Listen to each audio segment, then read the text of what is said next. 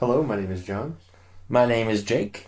and this is our new podcast. We've done others in the past, but tend to get off topic a lot, which is why we decided to do this one. This one will pretty much allow us to speak a little bit more freely without having to rein in and get back on topic. We'll start on start on a topic, and then We'll end up on tangents. it's going to end up, it's an open conversation. That's kind of the point of this, and we'll see how it goes. So that's the idea. Is the old ones were too focused, and we got off topic, and it went too long. So this is just going to be start topic, and then continue talking like we would in normal conversation. And then if something happens, we'll continue on to something else, and then. And in about an hour and a half, we'll see where we sit. So first topic. I think we should be talking about the Fantastic Four situation that went down past couple of days. Oh, the rumor. The Fox? rumor that Fox did a horse trade with Marvel Studios. That way they can make Fox can make the TV shows Legion and Hellfire, and in trade for that, supposedly they gave the rights back to Marvel Studios for Fantastic Four. Interesting. Yeah, well, we all know how that went. What I read actually is that at least Fox said that the rumors are completely untrue. Of course, Sony said the exact same thing about Spider-Man before the deal was struck. I don't know, man. Did you see the new Fantastic Four movie? No. My parents saw it, and they said it was decent. It was fucking atrocious, man. It was terrible. They're worse than I am, so yeah. They said it was decent. I was like, it's probably crap. It really was. It was such a depressing thing to see because, God, I mean, they were doing so well with X-Men and with, that's fucking it, man, X-Men. Yeah. And now Deadpool getting ready to come out. That's technically Fox. Yeah. And it looks so beautiful, but Fantastic Four, man, that was Yeah. a terrific tragedy. I don't want to watch a movie with an hour and a half of beginning, intro, origins. It was, what was it? It was an hour. I think it was like an hour and 45 minutes or something like that. And it was. And Doom was only in it for like 25. Yeah, and it was so fucking random how he turned into a villain. Like, he wasn't even a villain for the most part of the movie. Yeah. He all of a sudden was just like, you know what? No, I hate Earth. You know what? I want to be out there instead. Exactly. It was so weird that's how it went down. I was like, come on, man. And the guy, here's the thing, the guy did a really good job that played Doom. I thought he was a fine actor. Everybody that's in the movie is a really good actor, minus Kate Mara. I was never a huge fan of her. Yeah. But, she's alright. I haven't seen enough of her work to say yes or no, but... The director of it, what was his name? That's a good point. Trunks, he did Chronicle. Hold on, I'm looking up. Yeah, I haven't really seen a lot of their work. I know all the actors in this movie were kind of new to me. Like Josh Trank, that's it. a lot of them were really new to me. I hadn't really seen any of them. Only one I've seen is Michael B. Jordan, and I love him. Yeah, he's gonna be in Creed. Yeah, that'll be really good. No, Josh Trank, man, like, he did Chronicle, but for some reason, like, they thought, oh, you did really good with a really low-budget semi-superhero movie. Let's go ahead and give you the fucking keys to Fantastic Four. Why? I mean, don't get me wrong, Chronicle was a pretty decent movie, yeah. And but at least give him something a little, gradually build up, and then. But he lost his shit on this one, apparently. He, went crazy. He didn't, he was, like, telling the actors when to breathe and blink. Yeah, that's during takes. I'm like, that's insanity. That's too much direction. which is a thing. Which to Fox's, Yeah, it was also Fox's problem because they interfered too much. And they lowered the budget suddenly, and they wouldn't let it. They kept doing rewrites, and it was a painful shoot. I remember I didn't even realize they had started shooting it yet, and then all of a sudden I saw pop up on newsfeed was like Fantastic Four wraps filming. Like, fuck, when did it start? Yeah. So it's watching that, you're like, oh, good. Wait, what? Oh boy. So even then, with like the lack of news that it even started filming, I was like, oh, it's not gonna be good, man. And then you see all the behind the scenes pictures, and it's like, oh, it's all green behind it. Yeah.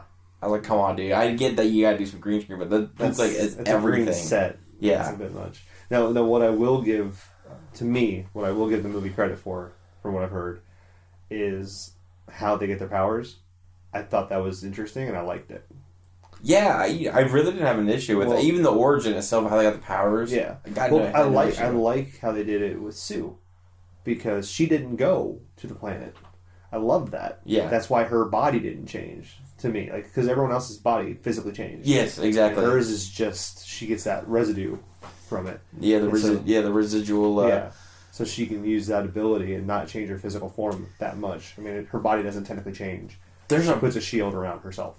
There's a part of the movie, man, I didn't like particularly. It didn't make any sense. Just one? Well, no, there were several. But there was a part where she was like, you're trying to use these powers as weapons. I'm not going to let you use it as a weapon. But then proceeds to, there's like a montage of them training to learn their powers. Yeah. I'm like, you realize you're learning to use your powers. Like, you went completely against what you said, man. She was just learning how to use them so she can defend stuff. It's so stupid.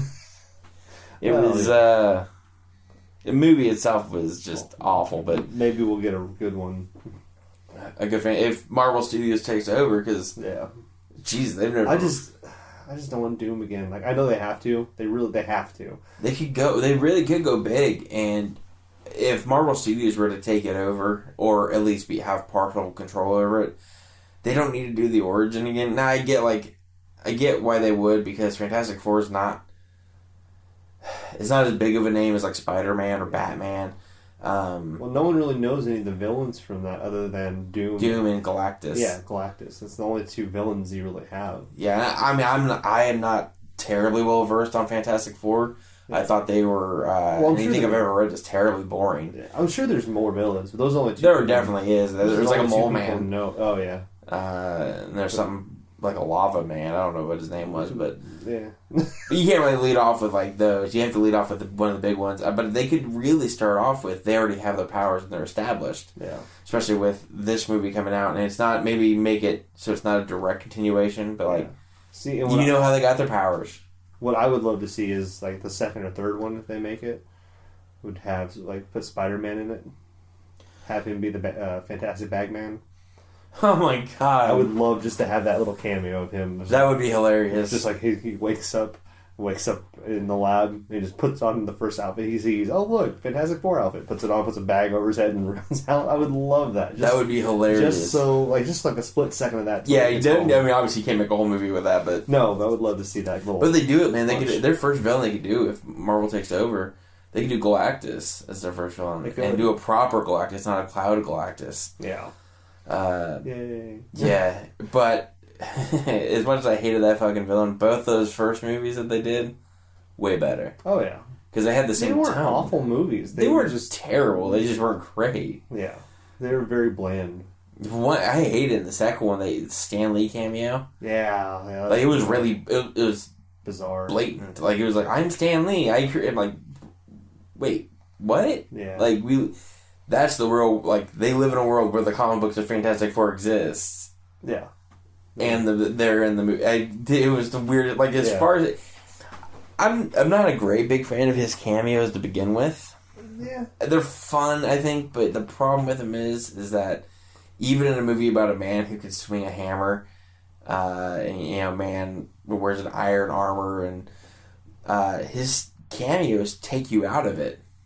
Because, oh, look, there's Stan Lee, the creator of the movie that I'm watching. Yeah. I mean, it's fun. It's fun. It's not... I'm not... I mean, it's only for a split second, so yeah. Yeah, he never has a huge role. I think, honestly, I would say his best one to date would have to be... Spider-Man 2?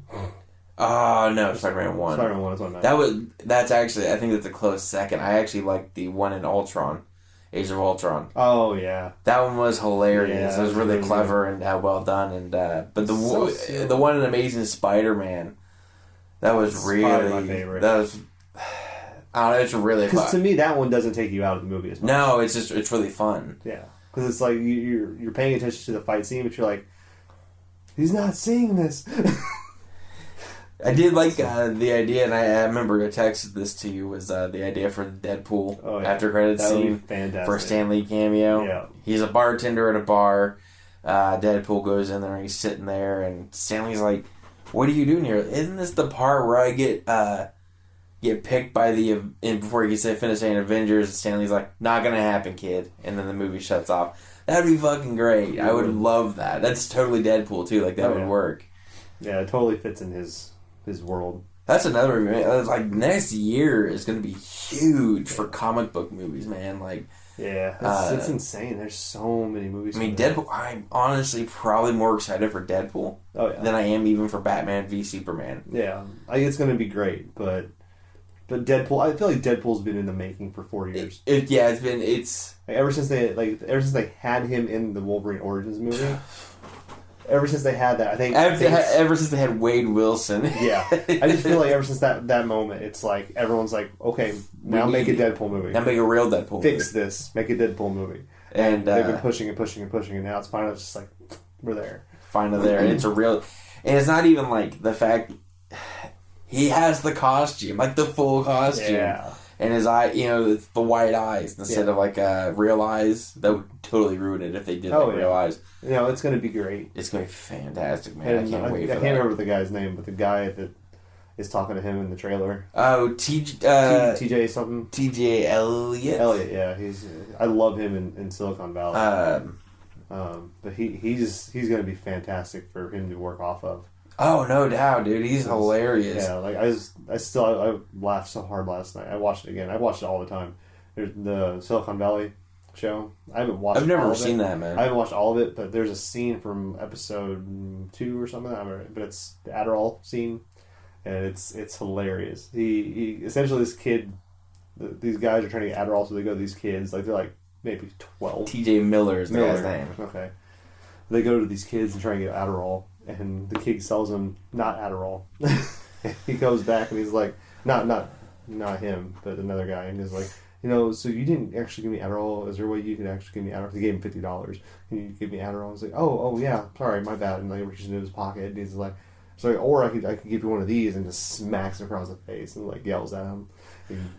He runs home and he cries, and then Miller shows up and is like, well, are you crying? And he runs down there in his robe.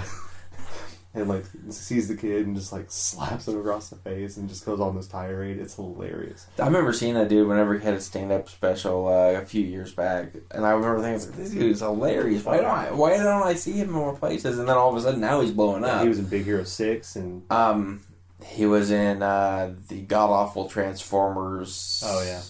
Whatever the fuck. I'm not gonna bother looking at it. The last Transformers movies they made. Yeah. Mark Wahlberg one. Yeah. God. Jeez, that was awful. But yeah, he's been in a lot of stuff coming up. In, like, he was Silicon the best thing Valley. in that movie too. Silicon Valley's been it was nominated for some awards. I don't know if it won any or not, but he got nominated at least. Isn't the dude from The Office Gabe? Isn't he in that as well? I think so. Yeah, I'm pretty sure he is. Yeah, it's a great show. I love it. No, I mean I remember me and Michelle. Michelle's my wife, by the way. In case you want to find her. Yeah, in case you want to find her and see what she looks like. Anyways, we were watching the last Transformers movie. I think it's Age of Extinction. Sounds right. We figured. We were like, you know what? We've seen all the other ones. Let's watch this one. And holy shit, was it terrible. But T.J. Miller, easily the funniest and best part of the movie. And then, spoiler alert, he dies in it. Only about 20-30 minutes into this like 2.5 hour long movie.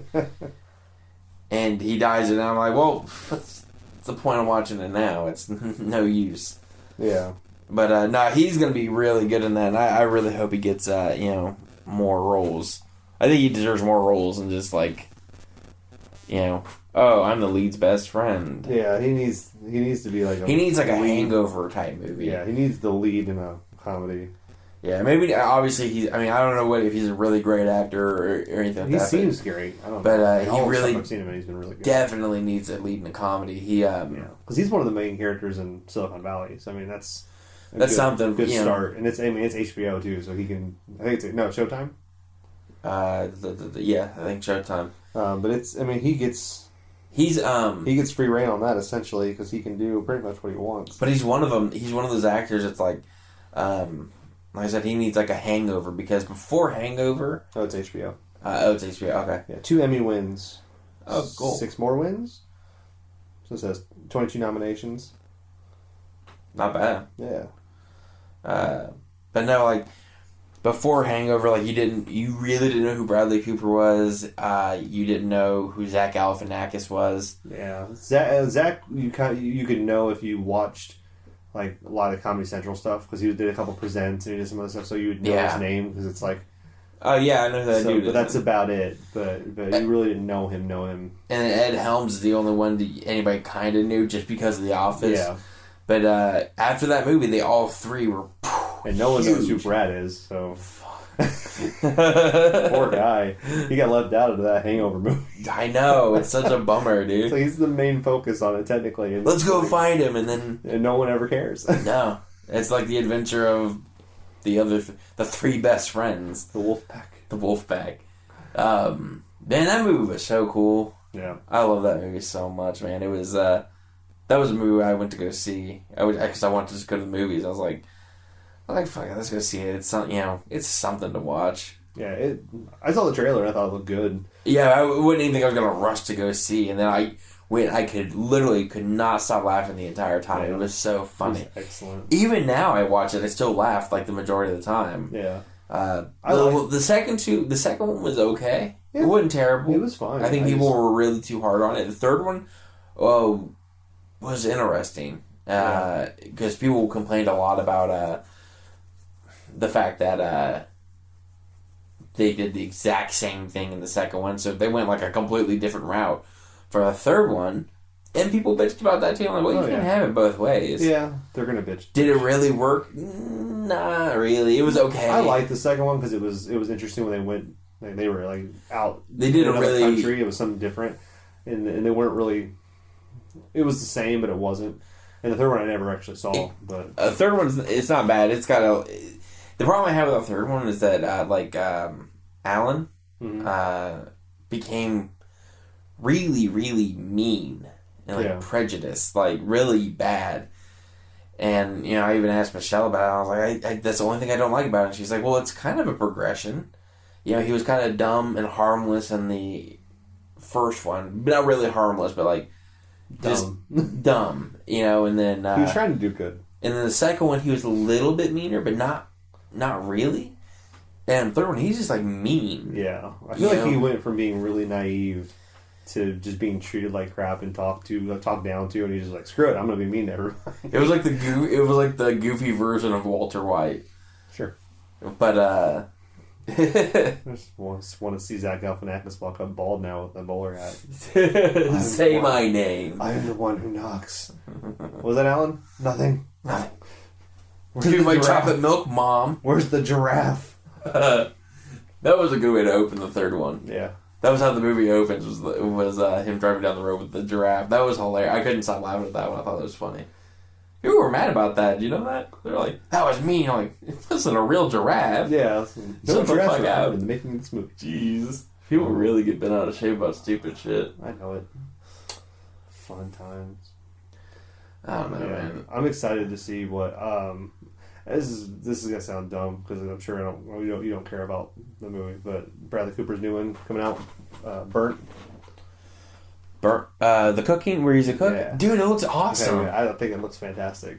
I will go see anything that man is in. He's not only hilarious and handsome to be at all, but exactly right.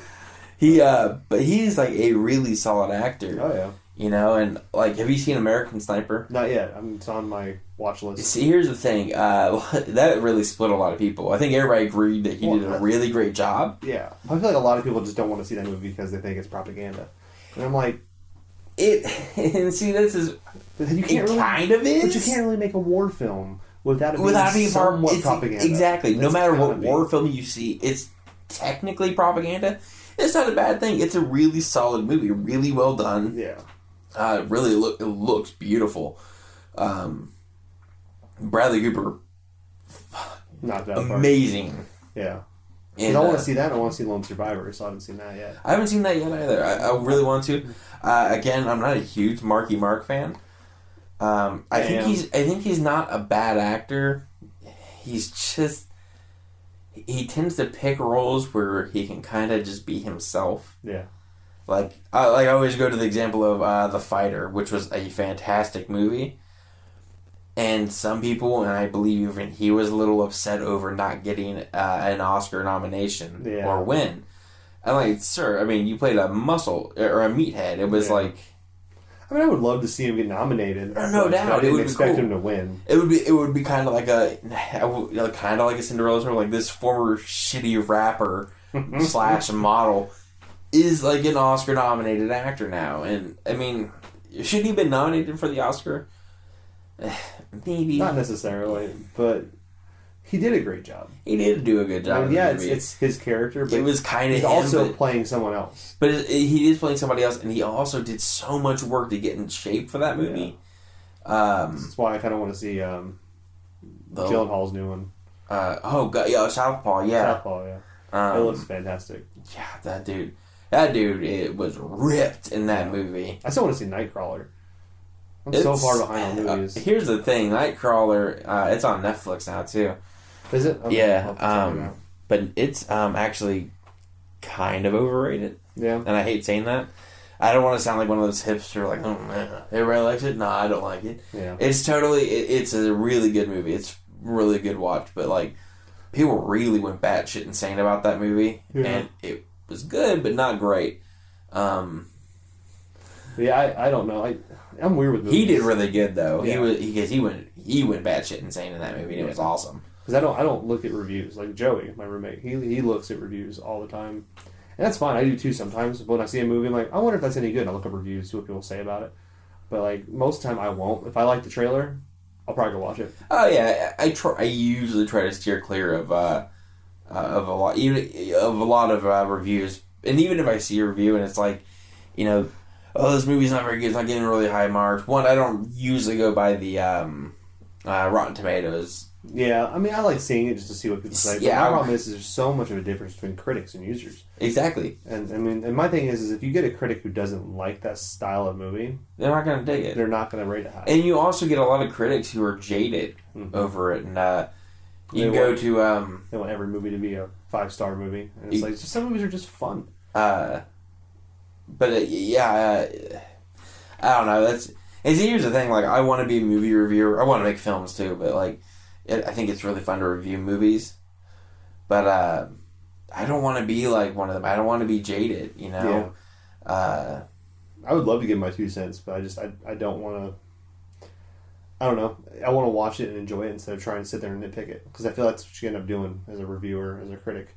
You're watching a movie and all you're doing the entire time is, well, what did they do wrong? Instead of just watching the movie, enjoying it, and seeing how much you liked it. Because to me, like, any movie that gets made is going to be, I wouldn't say good, but it's going to be something there. Someone put time and effort into that movie, even if it's shit. I mean, for example, Joker 2 is a piece of shit. People put time and effort into it, so great for them. That's great. I didn't like it. It's how the world works. I just didn't care for it. But like any movie that gets made, it's like I want to put my 2 cents in. It's like, and I'm lenient with movies because I was talking to Joe about this the other day. He's real strict on movies. There's movies I enjoy that he bashes, and that's fine. There's games like with him it's the opposite. Him for games, like he will play a game and love it, and I'm something like I don't like it because I criticize games way more than I criticize movies, and he's the opposite. Yeah, I don't know. I mean, like I love The Room. It's fun to like it. It is, it's but like, not a good movie. I can be irritated very easily about movies, but generally, I like to think I can be lenient. Like, there's some movies, there's just absolutely no way I'll like it. Yeah. A Walk to Remember is one of those. Like, I fucking loathe that movie. There's nothing about it I like. I think it's intentionally sad, which sounds weird, because it's kind of the point of the movie. Yeah. But, like, they really push it, and they set up these ridiculous situations, and there's just no way to like it, and I stand firmly against anything like Nicholas Sparks does. I think they're nonsense movies. Yeah. And they're a waste of time, so I won't even give them a shot. But, like, movies like The Room, or... Hudson Hawk. Huh? Hudson Hawk. Hudson Hawk, that's another one, man. I love that movie. People don't dig that movie that much, but, like... it's pretty bad, and I love it. I love it so much. But it is not a good movie. Yeah, but it's fun. And that's my thing, is like, if you have fun with a movie, if you get entertained by a movie, no matter how bad the movie is, it's still fun to watch it. Exactly. There's some movies that are just... Okay, let's go with the Fast and Furious movies. I've only seen one in Tokyo Drift. I've seen every single one, and you know what? I fucking love every single one of them. And that's the thing, it's... And, I mean, like, the last one got... What was it? It's the 5th highest grossing movie of all time. The board. Which I'm like, okay, I dig those movies, but shit. Yeah. But I liked the first one. I was confused. I thought it was just going to be a racing movie, and then it had that whole undercover cop thing, and I was like, what did I sign up for? Because I wasn't sure for this. Well, even from that point on, man, it like went off the rails of what it was, and it lost kind of its fan base. But the problem was the fan base that they were going for is a very small market. Yeah. So the first one did really well, but once the people saw it, were like, "Oh, well, this is just racing." Yeah. They had to work really hard to get a wider audience, which is why now they're heist movies or action movies, and the most ridiculous. And by all rights, I shouldn't like these movies. They're not really well acted. I feel like it's Expendables for cars. It is kind of, man. It's Expendables for cars. There's a bunch of big actor names in there that do car stuff. And they got to be such like an epic action movie to the point where, like, Sylvester Stallone was trying to get Vin Diesel and Paul Walker both. Oh yeah. Into the Expendables movie. Oh, shit. Obviously, unfortunately, you can't get Paul Walker in there anymore. Yeah. Still get Vin Diesel in there, and and then, I mean, as soon as they included The Rock also in I feel like they could have got Rodriguez in there. Michelle Rodriguez. Yeah. Yeah, I don't like her though, man. I like her in action parts. Like an action role. Oh, in an action role, yeah, she's fine, but like, she'd be good in as soon as she tries to do any sort of acting, like she tries that in Furious 7, she tries to do some solid acting, but it doesn't work. She's terrible. I still liked her in Lost. Was she in Lost? Yeah. See, I didn't realize she was in Lost. I've never seen Lost. Pretty sure. Be careful, watch the pitchforks. I've never watched Lost before. Oh my god. I'm just watching Heroes. Yeah, we were doing that. Heroes. But yeah, I mean, Michelle Rodriguez, man, she's not really a solid actress. I've never really I'm gonna be wrong and everyone's gonna hate me about her being in Lost. Yeah. You are, probably. Are you sure you're not thinking of Evangeline Lilly? No. Anyways. But, no, I mean, I shouldn't like those movies. As a critic, yeah, she was in Lost. 26 episodes. But as a critic, if I were a critic, I shouldn't like those movies. They're not technically sound. They're not well acted. The stories are really fucking flimsy. Yeah. But the action is so epic and so fun. You just gotta sit there and think, like, man, this is batshit insane. Nobody should like this, but it's so fun. I feel like, fuck it, who cares? I feel like critics are just they're ranking movies based off of set marks instead of just enjoyment.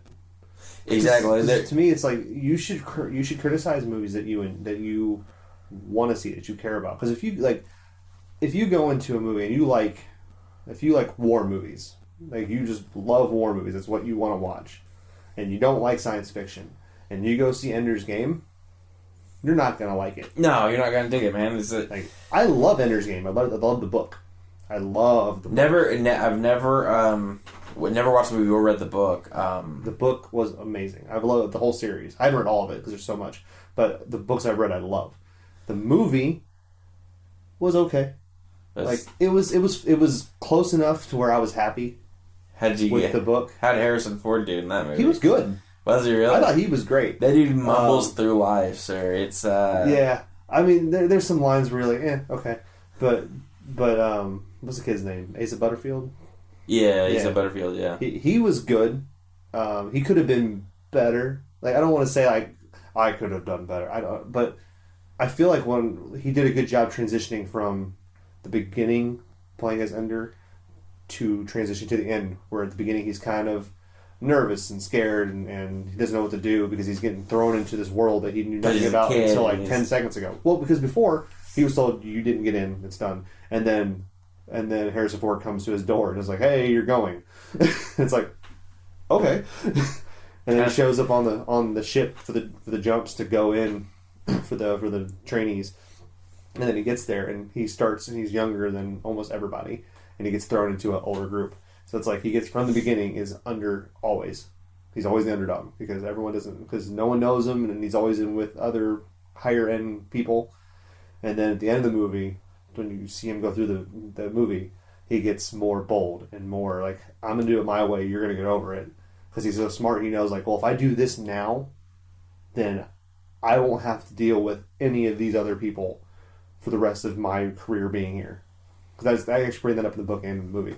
He does something. It's a fight scene in the movie and the book where there's a bully, and he in his head he essentially goes like, if I fight him and knock him out, or like show that I can knock him out now, then no one else is gonna mess with me. And that's why they chose him to be the tactical leader, because he can think that way tactically all the time. Where it's like, doing this now is going to prevent this stuff in the future. And so like he did a good job portraying that, because you could just look at him and know in his mind he's like, okay, I'm going to do this and it's going to help me in the future. And he did a good job with that. But I don't know what it is about him. I like him, but there's something about his face where he just he always looks like he's confused as an actor. But he's young. He is a really good actor. He was actually up for Spider-Man. Right. But he played in it was the remake of the Swedish horror movie Let the Right One In. Okay. I think it was called like Let Me In. Yeah.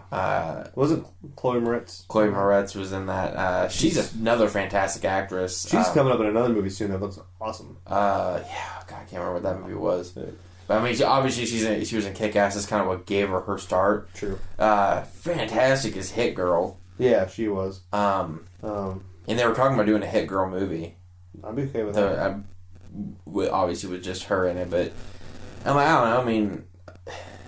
I mean, it'd be cool. I'd be fine with it if it's just her. But like, I love those Kick-Ass movies so much. Even the second one I like. Yeah, she's gonna be in Neighbors too. That'll be fun. That'd be fine. I had no real beef with Neighbors. The first one was okay. I watched part of it and it's fine. It's for what it is. It looks good. It was dumb but harmless. I just didn't get a chance to finish it. But like, no, she's a really good actress, and even like watching the Kick-Ass movies, watching the second one was good. It was fine. It was fun. Jim Carrey got a lot of build up in that movie as like a huge character, but he wasn't. Right. He was like really, really. That's what I'd heard. Really small. And he's not in it the whole time, so that's kind of a spoiler, I guess. Oh yeah, she's going to be in a movie with Liev Schreiber. Oh, that's awesome. Called Fifth Wave. Fifth Wave. You know Liev Schreiber? I don't know him personally. No, you don't? No. Well, fuck, man. I wanted to, but he just won't return my calls. Liev, if you're listening, please, dude, come on. We need to talk to you. Bowling night. Bowling night. Telling you. No, he's going to supposedly, and this has been a rumor for years, play Chris Benoit. Oh yeah, I had heard about that. Which is weird. Weird for a couple reasons. One, he's really pretty tall. He's a tall dude. Yeah. And Chris Benoit was super short. Yeah, he was quite short. But then again, height doesn't really matter. They can edit that in. But I don't know why they would make a movie about Chris Benoit personally. Because people have that morbid curiosity about what happened that night. Yeah, but I feel like without... It happened that weekend because it happened over a weekend. Yeah, but my thing is like without having someone who was there to tell the story, to tell what he was thinking, how can you tell that in sincerity? Exactly. Because it's all speculation, and they're just going off one story. There's a few weird things theory. from that came out though. You know, like yeah, the Wikipedia page updated. Like during the weekend. During the weekend, before his wife, weird. At least before his wife was killed. Again, according to whenever the time of death was put, the Wikipedia page was updated prior to their death. Interesting. That they had died. So like, okay, that's a weird. So people, as soon as that happened, people thought, "Oh shit, conspiracy."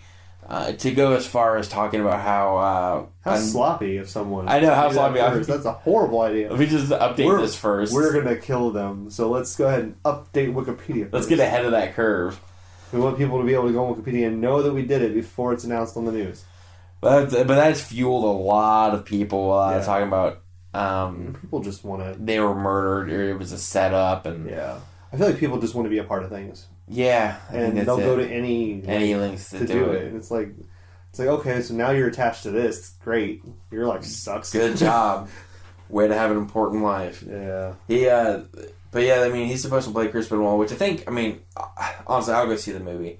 I would too. I like Liev Schreiber. I'm curious on what they would make it about. Like, the way I understood it was going to be about his career, his entire career, until that end. I would love the movie up until that part, probably. I mean, I might like that part too. I have no idea. The problem they're going to have, though, is WWE is not going to have a part of it. Not be a part of it at all. They won't even touch it. And can you blame them? No, I wouldn't if I was them. That's the same people. I mean, okay, so, I mean, I'm a pretty big wrestling fan, or I used to be at least. And, John's kind of, but, like, here's the thing. People get really mad about fucking WWE ignoring his career. The thing is, his career, and even his best friends have said this, his career was great. He did great things, really revolutionary things, but that last act was so fucking monstrous, it overshadowed it. It taints his whole career, his whole life. And so, there's no way that I'm going... From a company standpoint, you can't be like, oh, he did so many great things, but he murdered his family. Exactly. So we can just ignore that part. You can't. You have to, like, you can say, yes, he did work for us. Which they've done, They're not, I mean, they don't take him out of history. They try to ignore him a little bit, which I can completely understand. But it's a fact of yes, he wrestled here before that stuff happened. But they don't want. They do it now. On the network, they show his matches and stuff. As long as it's not, as long as it's not a singles match. I still think they even have the singles matches on there. Oh, did they? Okay. But they always put a thing before. They put a censor on front. Yeah, which is good. I mean, people complain about that. It's like, but as a company, you have to think that way. I mean, you can't support someone that did something like that. Exactly. I feel like the Hulk Hogan thing was a bit much.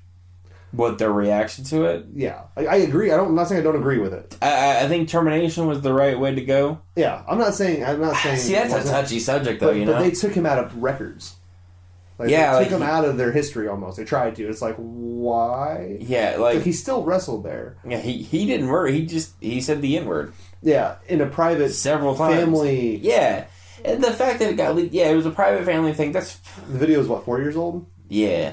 It's like he was talking about his daughter's boyfriend at the time. It's like, again, it's not appropriate, but it's his life, his personal family opinions.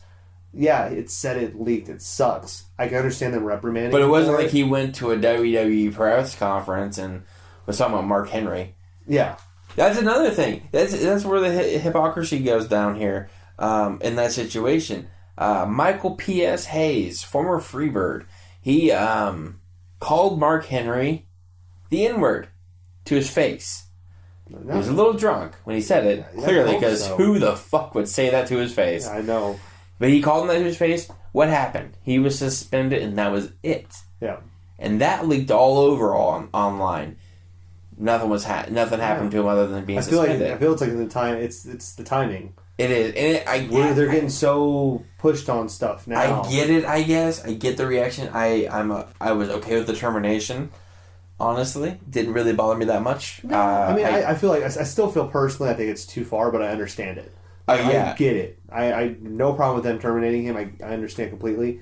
I feel like it's a little too far. Like yes, he was but they can be like, yes, he was a part of us, but he's not anymore. We don't stand by what he said. Right. To remove him from the Hall of Fame, the way I understand that they have, that seems really fucking far. A little bit. Okay, so what are they gonna do with Jimmy Snuka? Yeah. Jimmy Snuka's on trial for murder. Yeah. And it's kind of clear he did it according to the evidence. Makes it look like it. So is he gonna be out of the Hall of Fame? He better be.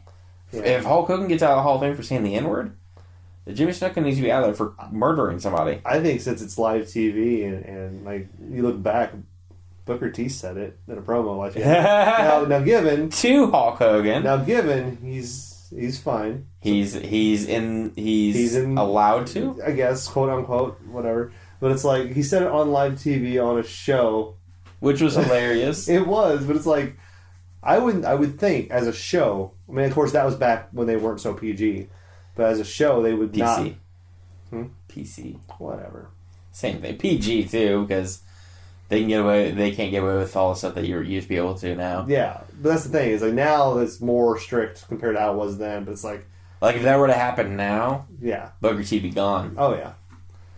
But I'm glad he did it then. Because it's great to watch. It was hilarious because you could see see the fail in his eyes. Like you can see where he was like the immediate regret. He was like, "Oh man!" I'm glad nothing happened to him because I loved him. That was good. He was one of my favorites. I think everybody agreed it was like a funny mistake. It was. I mean, and nothing against him because it's like you get into the moment and you start talking about stuff in a just promo. Shows how in character he was. You're in a promo. You're just going and going. It's going great, and in your mind you go back to habits. Did you ever see? Like, bam! It's like, ooh. Did you ever see Sid Vicious? He was doing a promo backstage, and it was live. And he was trying to go through, and he just kept stumbling over his words. And he looked down. I think it was Jim Ross he was doing the interview with. And he looked over and said, "Can we do that again?" And Jim was like, "No, we're live." just real matter of fact. Just no, we're live. And then he snaps back into it, trying to do the character. But it was such a terrible promo because he kept messing up. Sucks. He used to do the worst promos in the world. Poor guy. But but no, Hulk Hogan being they might have overreacted a little bit. I get especially in the times we live in now with all just the terrible things that are happening. I get the reaction, and we all know down the line and probably another 3-5 years maybe he'll be back with the company again. Probably, and that's fine. I mean, it'll blow over. People forget about it. Even now, people are kind of forgetting about it, but we're the assholes bringing it up. Yeah. People are already starting to forget about it. So I would say in the next couple of years, and they should. It's dumb to focus on it. There's so many more important things. Although I don't want them to do a whole big ceremony to re-induct him into the Hall of Fame. No, if they reinstate him, that's fine. Just reinstate him, but ignore the website and that he's continue. Back in. Exactly, put him back in the alumni section and go about business. But they need to. I don't know. I think in a couple of years he'll be fine, as long as they don't ever make that. Yeah, just as long as they don't do a ceremony. That's probably the biggest part. Exactly. They. Because look, Ultimate Warrior, he was never going to be back in WWE. They were adamant about that. I was so surprised when they announced it. I remember I lost my shit. Yeah, that was a big. I was so happy with that, and then he died. Yeah, that was really sad. That bummed me out real bad. That speech he gave before, just really cryptic. Really ominous. Not cryptic, yeah, ominous. That was he did it was. Really good, well done, and he's known for his promos, but they're not really known to be coherent. Yeah, that one was really coherent, and it was almost like he knew, but he did that, and then and then he died, and they put out that beautiful tribute video that was so good, and. Even now, if I ever watch it, dude, I cry. Yeah. I'm like a huge All the baby. tribute videos are fantastic. Exactly. Roddy's was great. Oh, yeah. Paul Bearer. American Dream. Macho Man Randy Savage has made me cry. They've all been fantastic. I've always stood adamant. Whoever does their video editing is I was going to say, amazing. yeah. I've always stood adamant that, They could make a tribute video for Adolf Hitler, and people will be at the end be like, you know what? No, he wasn't that bad of a guy. He was pretty okay. Yeah, he wasn't. He wasn't so bad. He only killed a bunch of people. He wasn't that bad. Let's get this straight, though. We do not agree with that. We think Adolf Hitler was terrible. Speak for yourself. No, he was pretty bad. But no, I mean, like, their videos are such high quality and so well put together. They can make the worst person look like an angel. Oh yeah. Their promos are fantastic. That's incredible. I can't believe how good and the promo videos in general, like for the pay-per-views Any and of them, yeah, are really well done. But like, I always look forward to them. Exactly, they're usually the best part of the pay-per-view. Yeah, unfortunately. But I mean, like, did you hear about Blue Pants? No, it's a Blue Pants. She's not wrestling anymore. Why? I don't know the full story. That's Joe, but supposedly she's gone. I don't know because she was part-time. And she got way more hype than any of the other female wrestlers. So they kind of got backlash on her for that. Which is not her fault. No, if that's true, that is crap. They strapped her with that fucking lame-ass gimmick, and she got over. And then they're like, well, she got over and she's only part-time, but the rest of us don't. All the other... It's like, really, though? Like, that's good. That shows that you should put her full time. Exactly. Pay her a little more. I really hope that something happens and she comes back later. Because she's good. But it's not like they don't have the talent now anyways. I mean... NXT is fantastic. It is. I don't know. Vince needs to get Triple H. If Triple H is doing everything for NXT, Vince needs to get Triple H onto Raw. Because Raw is sinking compared to NXT. Which everybody says... Everything I've read online is that Triple H is... obviously, he's the next in line. Whenever Vince retires, Triple H is going to be running it. Which everybody always assumed to be Stephanie. But Stephanie's going to run, like, the business side of it. Yeah, that's fine. I would love for them to do it together. Exactly. As a family. That'd be great. But even if Triple H just runs the wrestling side of it, that's perfect. Yeah. You know, and I know people, a lot of the people were afraid. Like, they're like, okay, well, look what happened whenever the wrestlers ran WCW. Yeah. It's different. Triple H is older and smarter. Yeah, and he's more experienced. It's not like he was just wrestling and now he's just going to do this. Like, he's got a good balance. Exactly. And he knows how to push talent. And he buries everybody. Fuck that. He does not bury everybody. He may have in the past. Oh, I'm sure he has. That's great. John Cena has. Randy Orton has. But it's like, looking at him now, what he's doing, he knows what he's doing. Yeah, exactly. Like, especially watching the last few NXT pay-per-views. And he gets such shit for like him versus Sting at WrestleMania. He got so much shit for that. They're like, oh, of course he had to go over. He had to be. I'm like, that was a Vince call. That wasn't even. Yeah, I don't think that was very clearly a Vince call. I'm pretty sure Triple H would have been like, yeah, let him beat me. Yeah, who cares? He's come to the company. And here's the thing, though. I do get I'm not in the know. I'm not one of them, but in the backstage. But like, it really seemed like a Vince call because it was like, well, we can't let WCW beat us. Which I kind of I get it, and that's what I was gonna say. I totally get the call. And Sting doesn't give a shit. No, you think one or two losses, like he lost to Seth Rollins, is going to hurt his legacy? Fuck no, it's not. His legacy's done. Like, did you hear what he said about Seth Rollins though? He was asked in an interview separately, not even WWE.com. If I remember correctly, it was some other website that was interviewing him. And they're like, okay, who are the best wrestlers you ever worked with? He's like, well, the best I've ever worked with was Seth Rollins. Damn. I'm like 30 plus years of wrestling, he says Seth Rollins is the best. That's a huge honor, dude. That's incredible. Yeah. That's great. And Seth Rollins is a huge talent, man. Oh, yeah. And I've never seen him almost injure somebody. Like, we're watching. No, like, he makes mistakes like everyone else sometimes. And here's the thing, Sting's old. Yeah. You know what I mean? He was going to get hurt.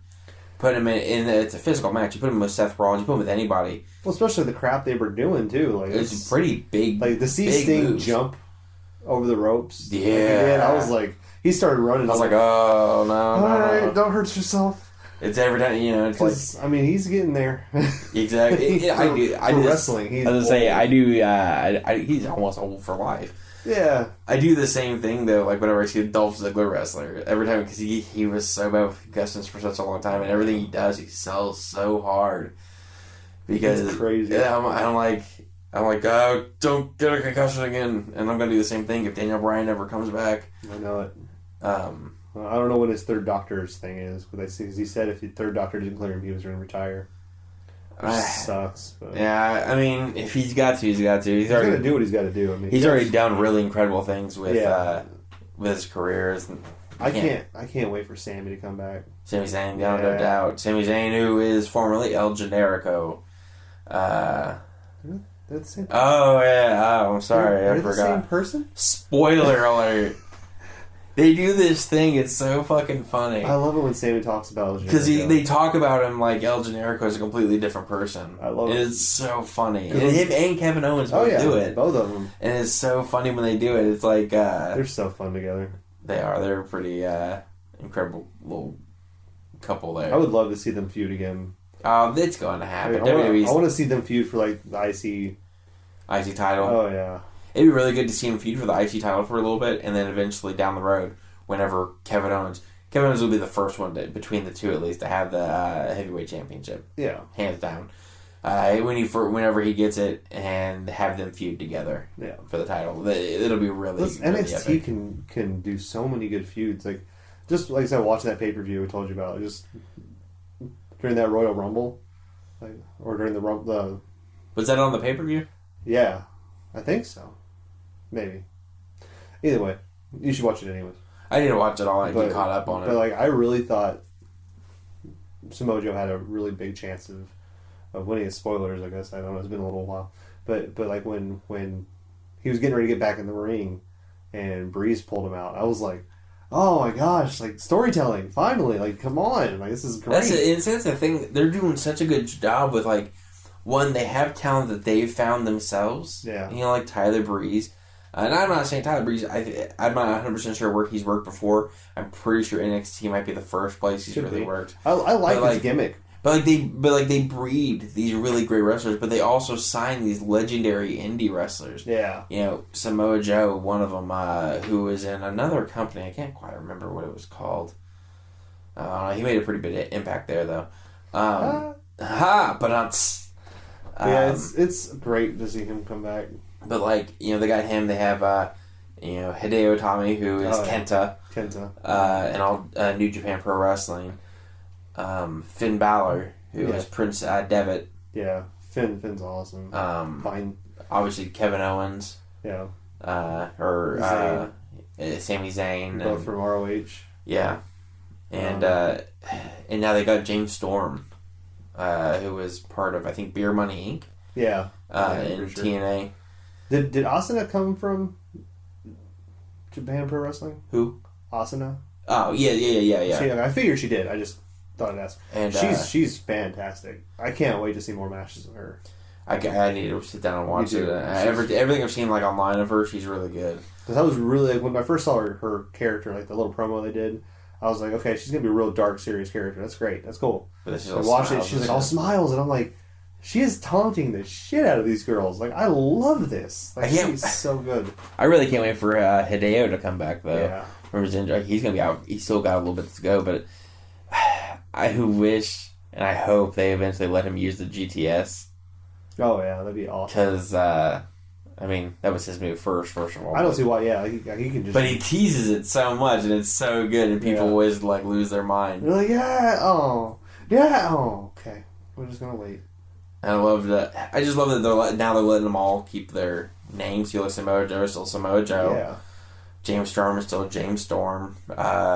They changed Kevin Owens, but that's fine. It's fine. I don't, honestly, here's the thing. I think they think... I like it better just because of KO. Like, I like that. KO, I don't know why. I just do. But, I also think, they know Kevin Owens.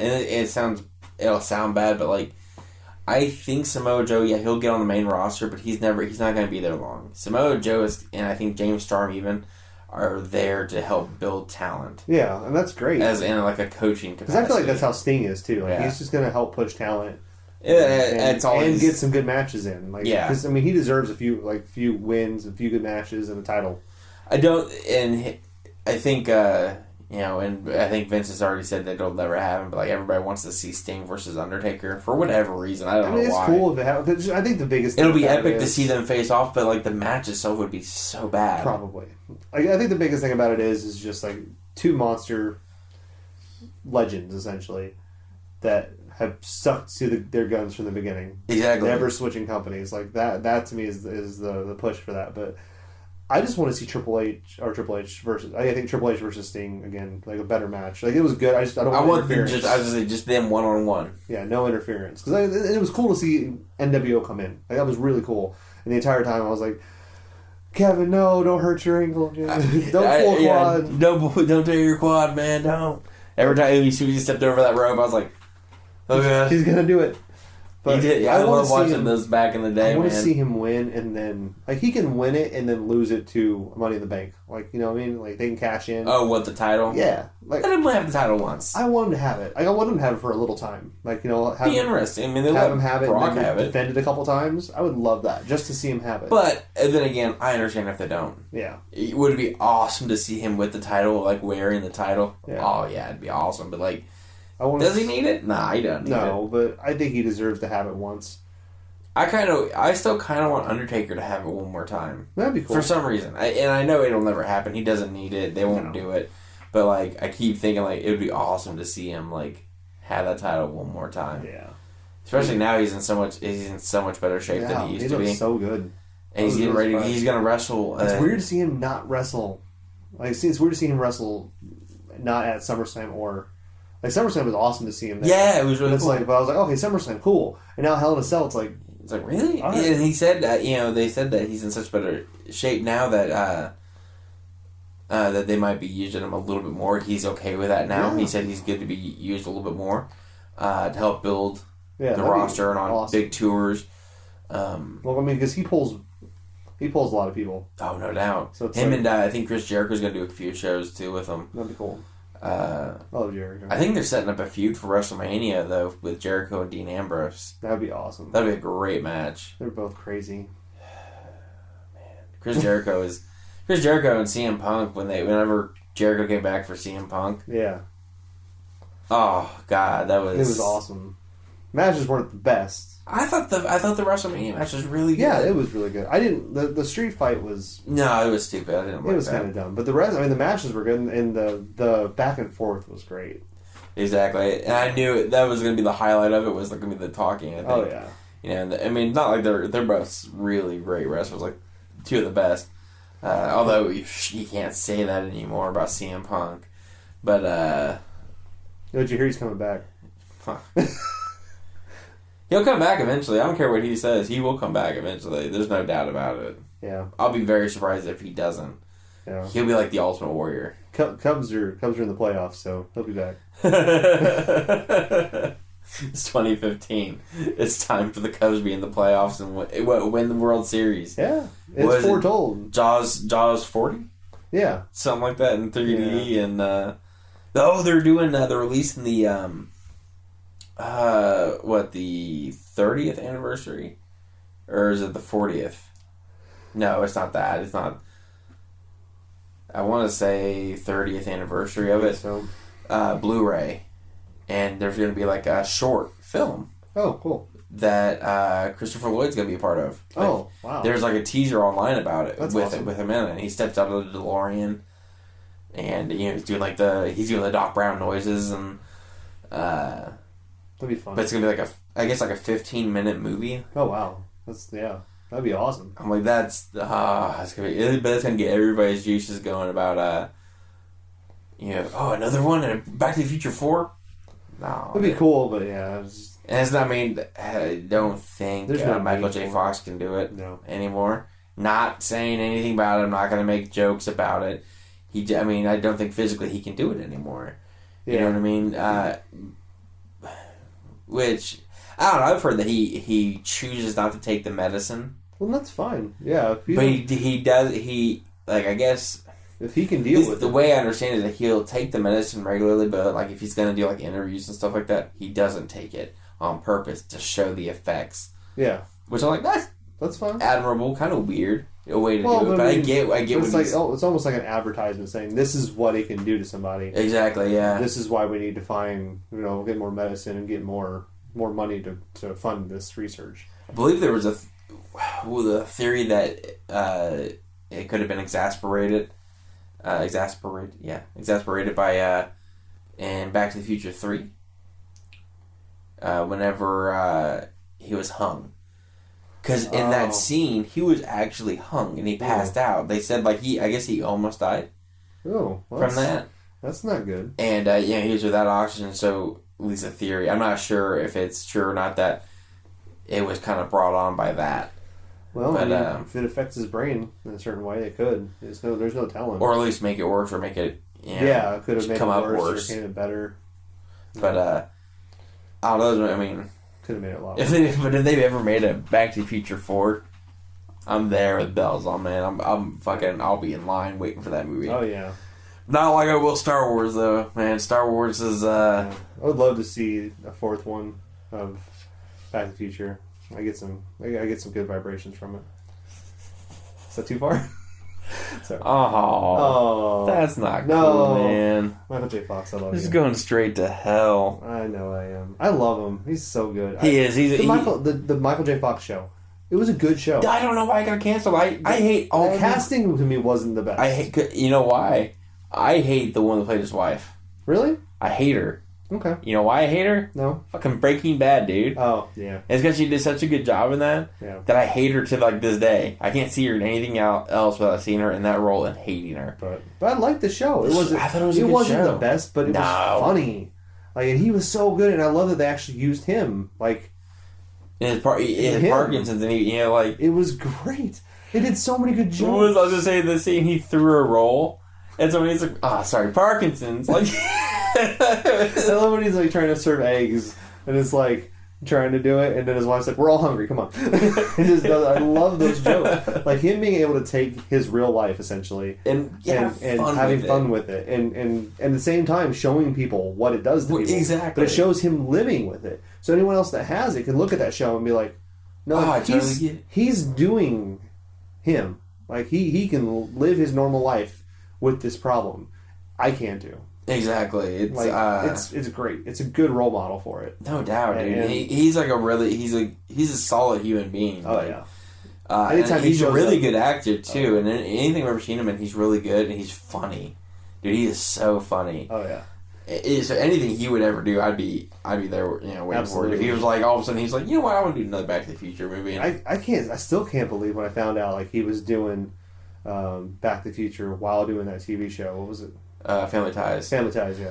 Yeah. Like that when I found because he was so young too at the time. What a trooper! No doubt. I heard that. I was like, he's a better person than I am. I had no way. I hated that show though. You ever watched it? I've seen a few episodes. I hated it. I didn't hate it. My Christmas episode was interesting. I watched that not recently, but like the Christmas Carol episode. That was fun. Oh, I don't remember that one. Yeah, it was interesting, but it was kind of like they show him in the future, like him old, and like being like a jackass pretty much because of stuff that happened. So like Back to the Future. Yeah, Are you sure you're not thinking about Back to the Future? No, it was a Christmas Carol episode of Family Ties. It was interesting.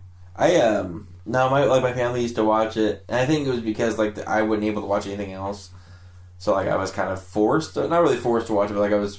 I mean, if it's the only thing on TV, then you exactly. can't really do a whole lot. It's also like I hate Dirty Dancing because I was forced to watch that as a kid because my babysitter would always make us watch it and practice the routines from the movie too. Not like that's not really really bad. Like make us dance to the songs and shit, but not like in the raunchy I'm gonna grind my shit all over you way. But like I've seen a lot of porn that start that way. Not the fun parts? No, not the fun parts, man. That's boring. We had to hold watermelons and walk with them. That was it. It's to the point though, man. Michelle's sister was watching it at her house, a while back, and I could hear it, and it was a scene. And I'll tell you, because I didn't even see it, it was the scene where Patrick Swayze's character locked himself out of his car. So he kicks the little fucking peg out of the ground and uses it to break open the window and unlock the door. And I knew that scene from the fucking sound, dude. And I hate the fact that I do. Like, to this day, I can still do it. I can hear it, and I know what part it's at. And I hate that. It's just like, it's just jammed right in my head. I was like that with Grease for a while. That's not a terrible... Of course, I wasn't forced to watch that. Yeah, I wasn't forced to watch it, but it was on all the time. And I still love the movie. I really do. But it was on all the time, and so I got to the point where I could hear a line of music, or I could hear a line of dialogue, or a sound effect, and be like, "Oh, that scene." And I remember like that glass was shattered for me, like I'm sure you know, whenever we found out that it's like they're supposed to be in high school. Like, when I was a kid, I was like, oh, they're college students. Yeah, you very first time you watch it, especially if you're young. If you're older, you can see it now that it was a high school. Because you never really think about it, but you never see the parents. It's true, you don't. Because they're their parents' ages. The actors, like 30. The actors are come the on, parents' guys. ages. It's crazy. Because it's like you watch the movie and you're like, oh, they're like, 20-something. They're in college and blah, blah, blah. And then you watch it and no, they're in high school. Yeah. But that's why you never see their parents. Like the sleepover at I don't know whose house it was. I'm guessing Rizzo. I don't know. Rizzo or Frenchie's. It was a Frenchie's. Oh, yeah, it was Frenchie's house. God, why do we know things? But when they were doing that, the sleepover, when they're doing the sleepover, like you never see the parents. They're just having a good time. Then they climb down the window. Yeah, it's the parents don't care or hear. Yeah, who cares? What's up? Whatever. But there's I love that movie, but yeah, I watched it a lot because it was on randomly, or I got stuck somewhere and it was on. And I love it. It's great, but anytime you watch a movie over and over again, it's pretty insane. No, Grease isn't a bad movie either. Some people will rag on it or whatever. It's cheesy, but it's still fun. It's like West Side Story. I hate that movie, man. I love West Side Story. It is cheesy as hell. Just because of the style of movie / musical it is, because it's that style of movie. It's got that old-timey movie feel to it, but then it's got where it's trying to make it suitable for everybody else.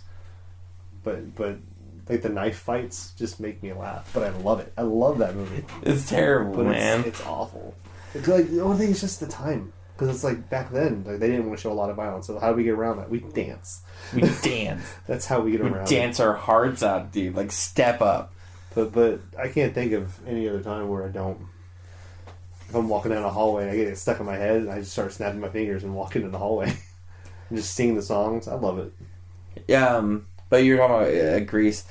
Did you see, not too long ago, Olivia Newton-John was doing a concert, which she still does concerts. I guess people still buy tickets to that.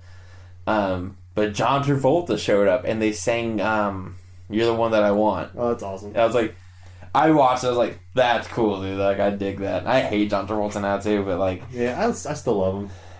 He just makes terrible movie choices. Oh, yeah. I have nothing for... See, people have wrong... like, they have a problem with him because he was or is a Scientologist. Which, I mean, to each their own, so be it. Yeah, I mean, that's his decision. I know Tom Cruise is no longer a Scientologist. I think he gave it up. Did he really? Yeah. Like, the Scientologist gave it up? Yeah. But John Travolta, people give him a hard time for that, and they also give him a hard time because, like, he got some massages for some dudes, and apparently very much liked it. And I'm like, okay, there's nothing wrong if you're gay. Not at all. That's who you are. That's who you are. Yeah. You know, embrace it. I don't like the fact that he feels that he has to hide it. And I hate the fact that people make a big deal about it, about situations where it appears that he might be. It's like, fuck, who cares? I'm making a big deal about it. Let him be who he is. Yeah. He knows what he wants to do. He'll do it. The only thing I have a problem with is that he just does bad movies, man. He hasn't done a good one in so long. There's a lot of movies that are not great with him in it that are fun. Like what? To me, and it's going to sound awful, because it's not a good movie, and I know it's not a good movie, but Phenomenon? Yeah. It's not a good movie. I'm not going to lie, dude. I used to even now, like, I haven't watched it in such a long time, but, like, I like it. Yeah. He acts very well in it. Yeah. It's a stupid movie. The ending is dumb to me, but I like it. It's still good. You have a brain tumor, but it enhanced your... it made you telepathic. Yeah. It's like, what? And then another one I watched when I was younger that I liked, and I watched when I got older and I didn't really care for it, was Michael. That's the same thing. Yeah. Exact same thing. I liked it when I was younger, but I get older and I'm like, this is not good. It's not a good movie, man. But like, it was good. Like, William Hurt is in that movie. He is terribly boring. I've not seen anything he does that is particularly stellar. Yeah. I think the only thing he's ever really done that I like was he played General Thunderbolt in The Incredible Hulk. Yeah. He was good in that. I forgot about that. But not, I mean, not great. Yeah, there's, I mean... Because he does not emote. This is his range. Yeah. Oh god, my wife died. He's got, I don't know, like, I like him in some movies here and there. Like, wasn't he in Secondhand Lines? Was that him? No, sure. Robert Duvall and Michael Caine. That's right, yeah. You're close. Yeah, I'm trying to think of another movie he was in that I like. Because I know there's one with him in it that I liked. I can't remember what it is. He's done a few movies that I dig. Yeah. What kind of turned me against him was he was in The Village. Oh, poor guy. I hate that movie, man. It's awful. I hate M. Night Shyamalan. Although I am happy to hear that The Village has been a moderate success. M. Night Shyamalan made a good movie again. The Visit? The Visit, yeah. Yeah. You said The Village. The Village. Did I say The Sad Village? on you. Fuck. The Visit, yeah. The I Visit. heard it was actually not too bad. Because it's not like a huge twist. Yeah, I know what the twist is. I do too. Um, we'll keep it amongst ourselves. yeah, we'll let you guys, because it's still too new. It's still in theaters. I feel like it's not.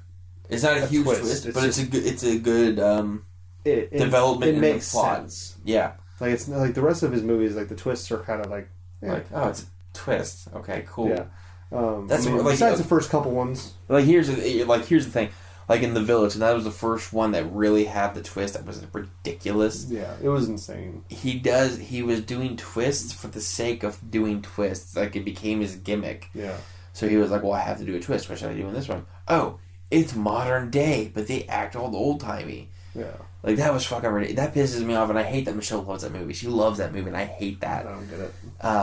But like Signs, I can tolerate Signs. I like Signs. It's good. It's dumb but entertaining. It's dumb that aliens who can fly spaceships decide, oh, well, we're weak to water. We should go to a planet that's 70%. Exactly. It's like, all right. We have spaceships. I'm pretty sure you can choose. I'm pretty sure we can handle this invasion. I'm pretty sure you can choose another planet. But I mean, like, that movie wasn't bad. And, that was actually the last one that I saw that Mel Gibson did a good job. Yeah.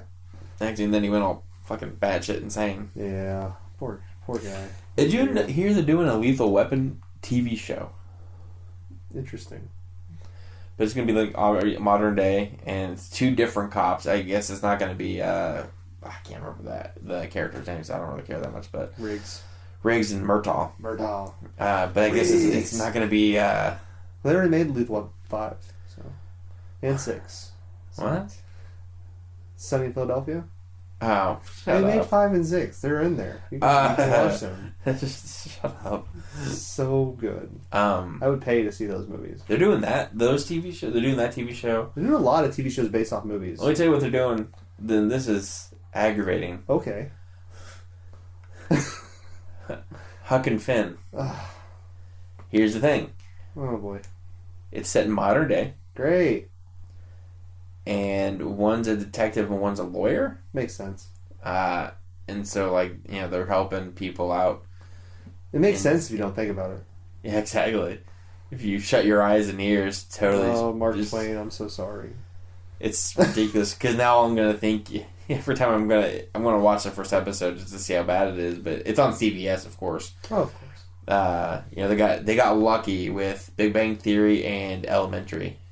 Yeah. And now Limitless, actually. I've been I heard that was Limitless. actually pretty good. It's a pretty solid show. Was that, I heard, because I got Limitless out, Minority Report. Yeah, I've heard good things about Minority Report. I like that it's about the precog.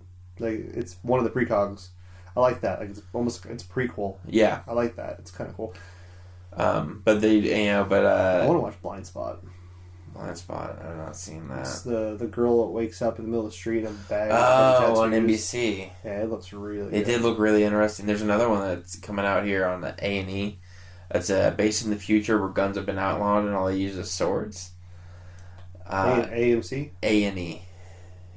No, AMC. You're right. AMC. Yeah, because Into the Badlands. That's it. Yeah, it's based off of an old Japanese movie where it's like Journey to the West or something like that. It's called. I'd have to look it up real quick, but it's based off of an old movie or old book. Really? Called Journey to the West. It might be Chinese, but yeah, I really want to watch it. It looks fantastic. It does look. It looks so entertaining. The main guy in it, I don't know his name, but I know I've seen him in a bunch of other. Yeah, I couldn't quite place him, but he's always been good. He looks a little bit like Donnie Yen. Yeah, a little bit. That's what I thought it was at first. Like, that's Donnie Yen. Like, he looks pretty good for his age. Yeah, but it's essentially like there's barons. Different sectors of the area are owned by different barons, and he's trying to go out west because apparently there's a promised land. Essentially, he's going that way, and he runs into some guys, and there's a chest, and he kills them all or knocks them all out and opens the chest, and there's a boy inside, and supposedly he's the one that knows how to get to the promised land. So, but all the barons are trying to stop him from going because they want him to either stay or something like that. That sounds. Yeah, it's based on a book, Chinese book called Journey to the West. It does sound really interesting. It looks really good too. Yeah. It looks like it has kind of a feel of like a Quentin Tarantino movie almost. A little bit. But I like these new style. Like to me, this style of show started with Arrow. Yeah, it's kind of like it's full storytelling, but you get action scenes throughout, and that's the way it feels. Like I remember the trailer of Into the Badlands where he's fighting on the street when it's raining. Like it looks fantastic. Like it has that wire food to it too. Yeah, which that'll be fun. But I like that it's we get modern day cars, roads, all this big city stuff, but no guns. Exactly. It's kind of like yeah, it's like you're watching kind of an old kung fu movie. Yeah, a little bit. You know, so it looks really interesting. I think it'll be good. And here's another thing I just found out. Apparently, Bill and Ted's third movie. Yeah, it's official. Yeah, I heard that. I can't remember how long ago this was that I had heard that, but it's like official. Alex Winters and Keanu Reeves are going to come back. And luckily, I guess, they said they're not going to recast George Carlin. Good. Good. Shouldn't. I did not want to see that. Yeah. Well, I'd heard a while back, it was probably last year or two, Alex Winter was on and did an interview. First of all, let me say, is it weird that we know that guy's name? No. Not many people do. Like, they're like the dude that played Bill. Yeah, or in Lost Boys. Was in Lost Boys, yeah. Or the guy that played Bill and Ted, that was in Lost Boys. It's always those two. Exactly. There's never a variation. It's a variation of Lost Boys, Bill and Ted's. Yeah. But his name is Alex Winters. He's amazing.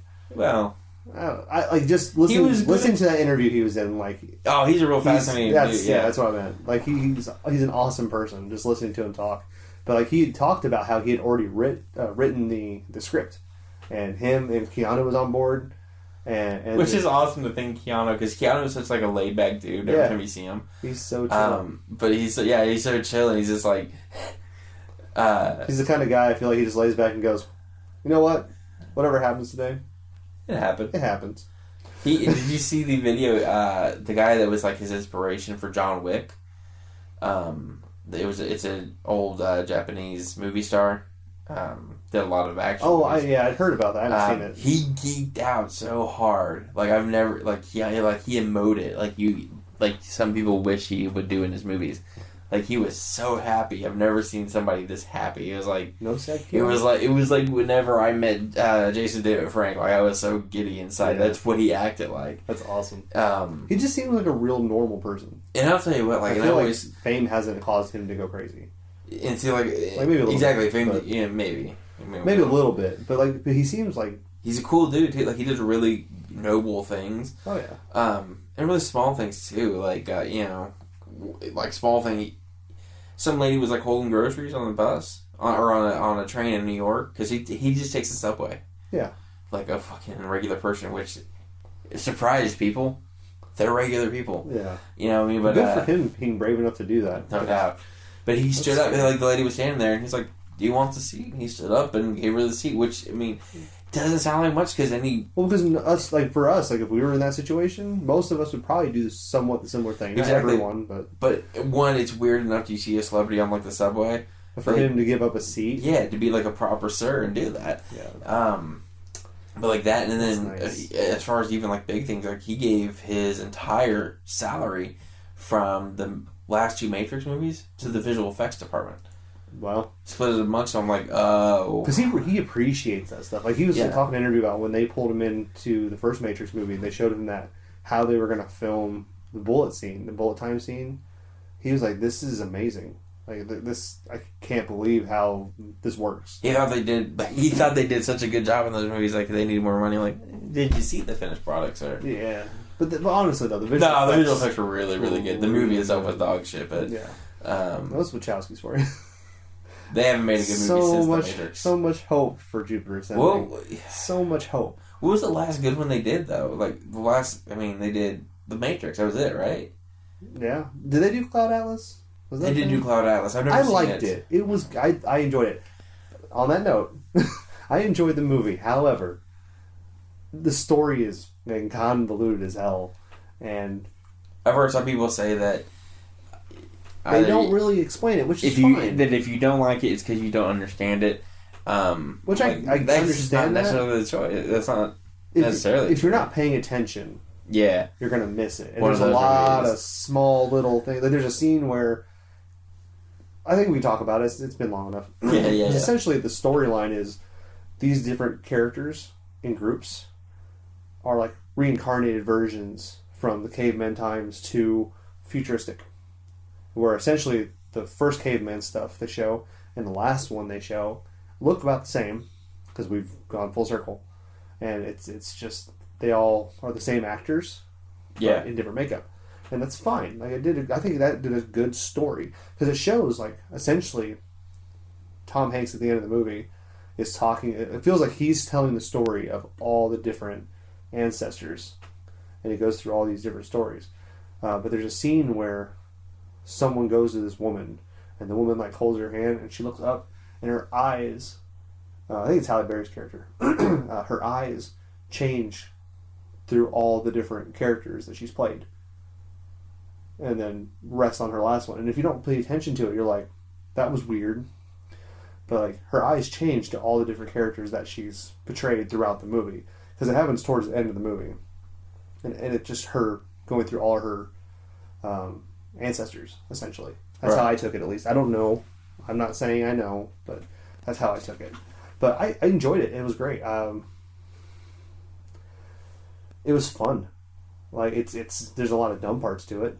But I've been wanting to watch it, and one of the the website I write on, somebody wrote a review for it. I had to edit it, and it was they seemed to really love the movie, which I thought was peculiar. I've never seen anybody that really professed love for that movie the way this cat did, and it made me curious. I was like, maybe I should check this out. But I mean, I recommend it. It's fun. The Wachowskis just haven't put out a solid movie. It makes it hard to. I wouldn't say this is a solid movie.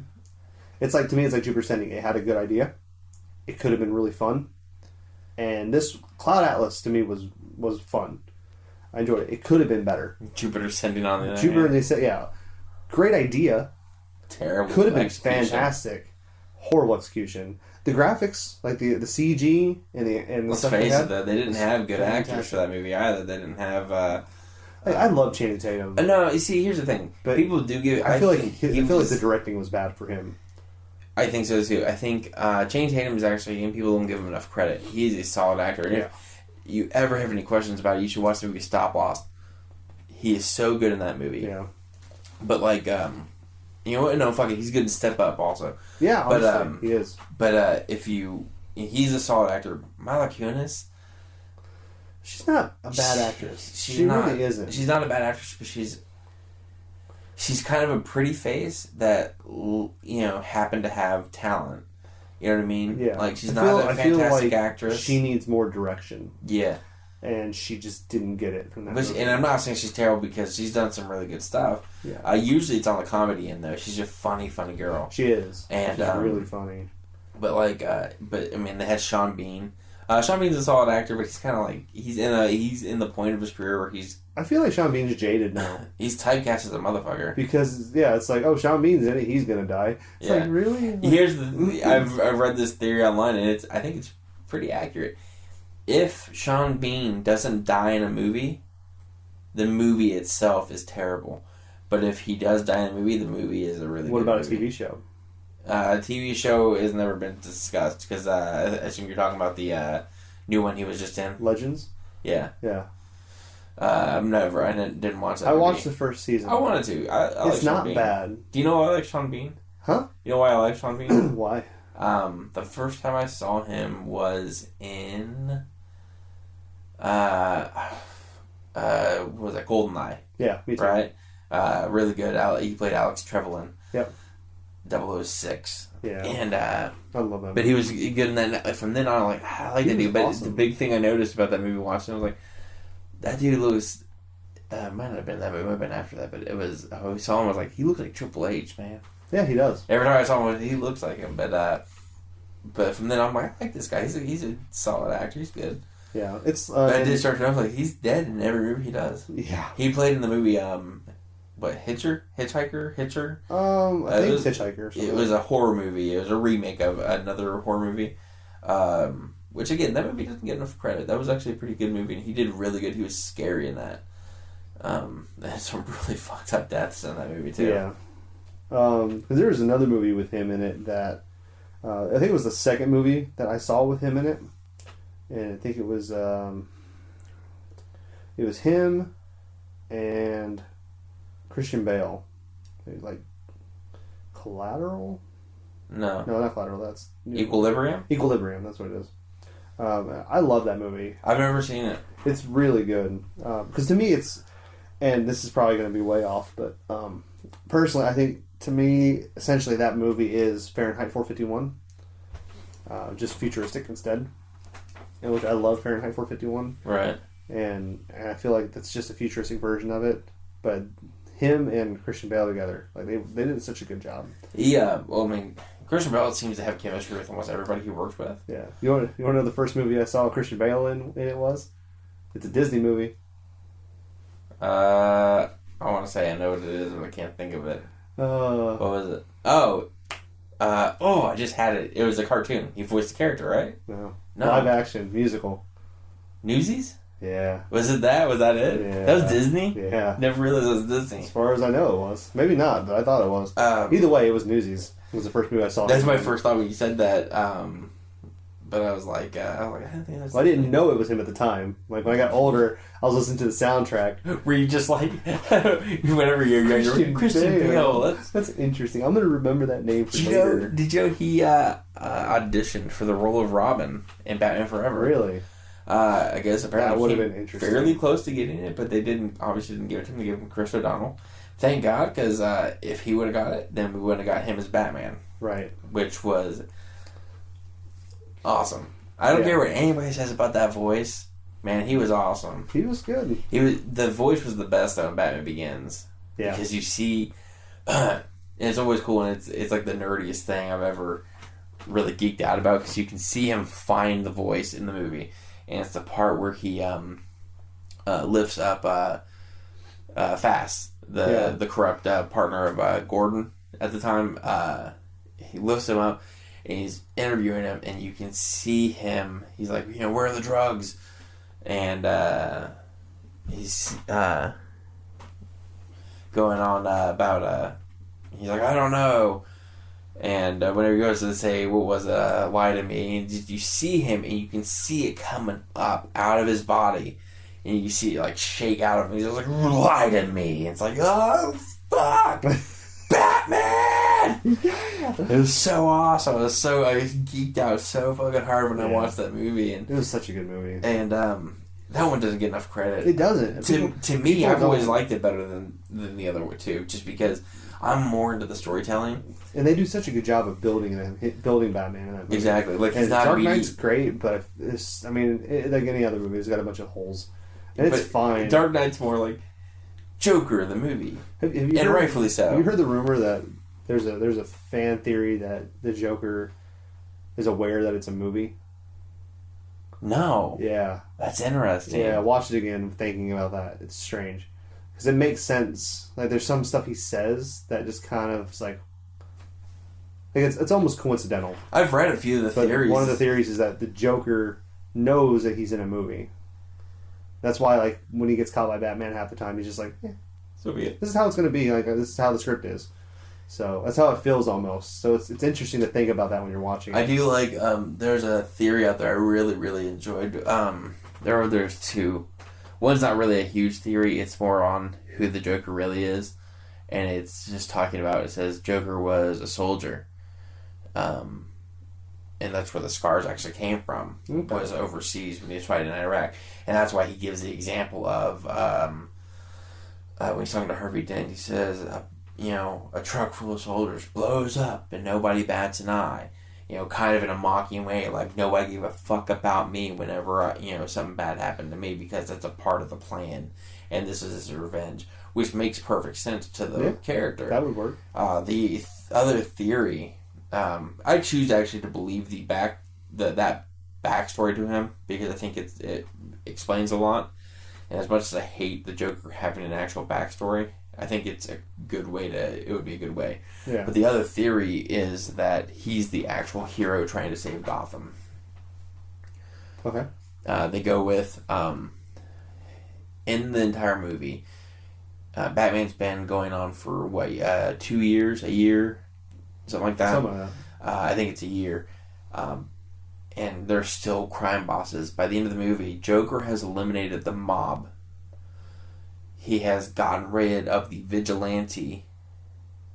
And has risen their White Knight to God status by the end of the movie. In a sense, Joker saved Gotham. They no longer needed Batman after that movie. Yeah. Because of the Joker. And that's kind of a theory. I'm like, that's a really fascinating theory. And if you go back and you watch it again, you're like, okay, I can get it. I see. I mean, he obviously goes about it in very terrible ways. Yeah. But, like, that's interesting. If you go and you're like, he's like, I gotta save Gotham, this is how I gotta do it. It goes the way I know how. It's like the same thing they do with, in the comic books, whenever Joker, he's the villain, but he's only trying to make Batman a better hero. It's along the same lines, and just like in Dark Knight when he talks to in the interrogation scene, oh my god!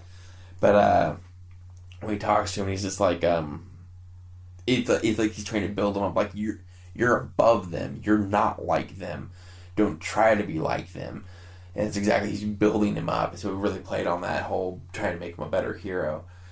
It would have been interesting if Heath Ledger hadn't died. To see where they I would love to see what they would have done, what the plans were. And they always say, the movie wasn't written whenever Heath Ledger died. The third one wasn't written yet.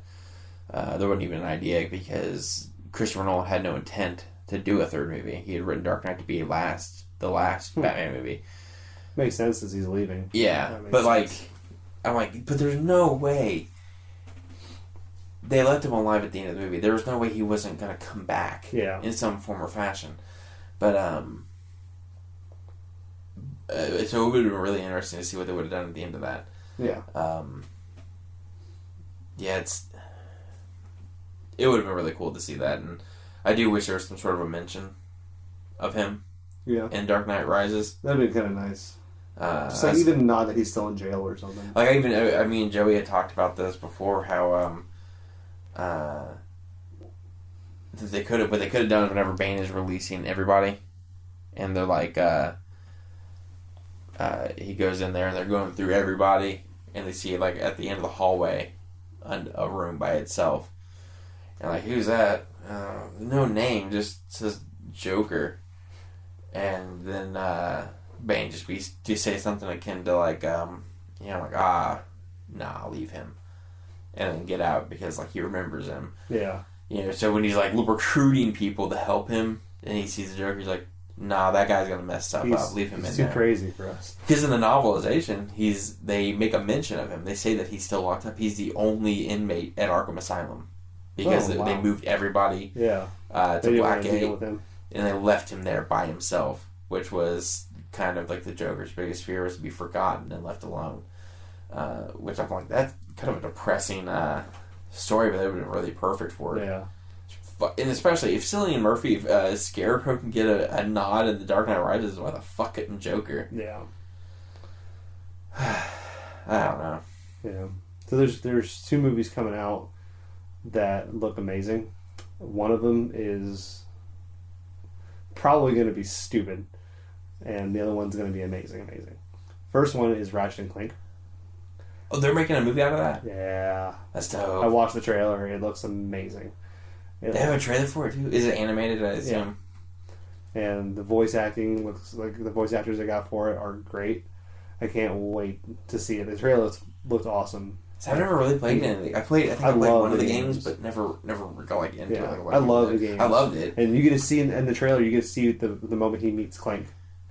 Oh, really? Yeah, and like I can't wait for that origin, just to see their friendship blossom. Essentially, it sounds dumb about an animated movie, but I cannot wait. The other one is a new Coen's brother movie, Hail Caesar. Really? Yeah, I've watched the trailer 4 times. I cannot wait for this movie. The reason I'm bringing it up is because we mentioned Channing Tatum earlier. Oh, is he in it? He's going to be in it. It's a huge cast: Channing Tatum, Scarlett Johansson, Ralph Fiennes, George Clooney, Jonah Hill. There's another one too I was saying, but essentially they're making musicals, and Channing Tatum is one of the musical guys. And George Clooney's going to be Caesar in this movie called Hail Caesar, and he gets kidnapped, and they get a note saying, it's Brolin, isn't it? That's the other guy. Josh Brolin? Yeah.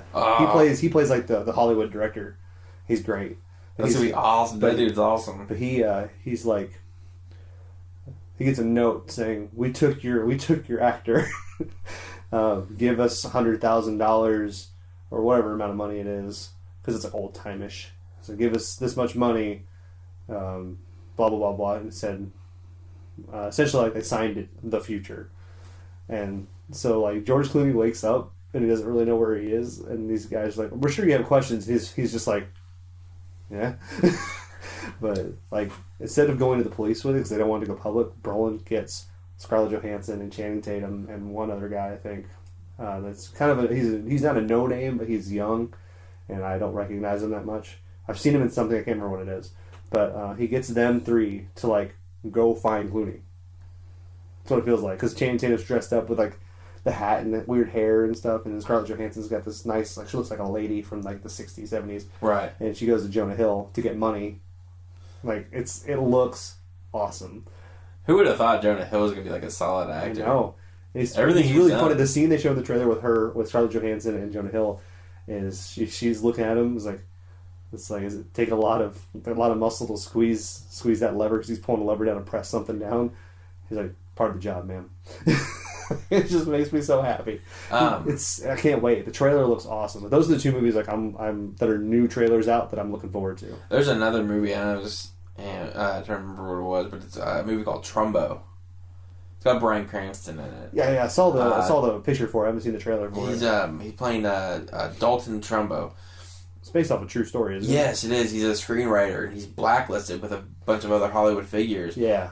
After their beliefs of communism were made public. Yeah. And it's their fight against the U.S. government. It looks so good. Yeah, I'm excited for Cranston. Of course, Bryan Cranston. You can't really like. I'm excited to see him in an actual like dramatic movie. Yeah, and like a movie that could potentially get him an Oscar nomination, and like the dad from Malcolm in the Middle might have an Oscar nomination. That's so weird. Same thing with Jared Leto. I love 30 Seconds to Mars. I've loved 30 Seconds to Mars since high school. He's an Oscar winner. I fucking love their music. And then you want to go Dallas Buyers Club. Okay, like I knew he was a Fight Club. Like cool. And then he's all about the clubs, yeah. Dallas Buyers Club, and I was like, okay. And I saw the trailer. And I saw him in it. And I was like, oh my god, like that is amazing. And then he won, and I'm like I listened to his music, and all I could think in my head is like, Academy Award winning actor Jared Leto is singing this song. I remember I watched that year when the Oscars, and I had missed a few of them, and I turned it on, and it was just getting ready to do the supporting actor. Him and McConaughey. But they did that, and I was like, And I told Michelle, I was like, cross your fingers. Like, for who? I was like, for Jared Leto. I said, he's got to win this. He deserved it, too. And I sat there, I was waiting, and then Jared Leto, I was like, fuck. I've never been so happy in my life for a He deserved it. The transformation he did for that movie was phenomenal. And I loved his speech. McConaughey's, too. Like, his transformation was phenomenal. I remember them talking years ago about, I say years, like it was like 3 years ago. McConaughey had lost a shit ton of weight for the role. Yeah. And I remember seeing the pictures. I'm like, good God, what happened? And then I hadn't heard anything about the movie in such a long time.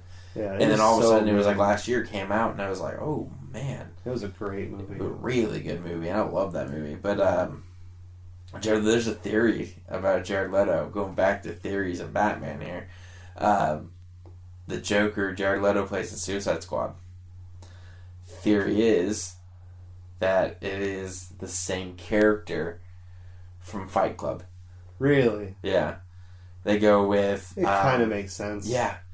And they go with the belief that, his teeth are all knocked out.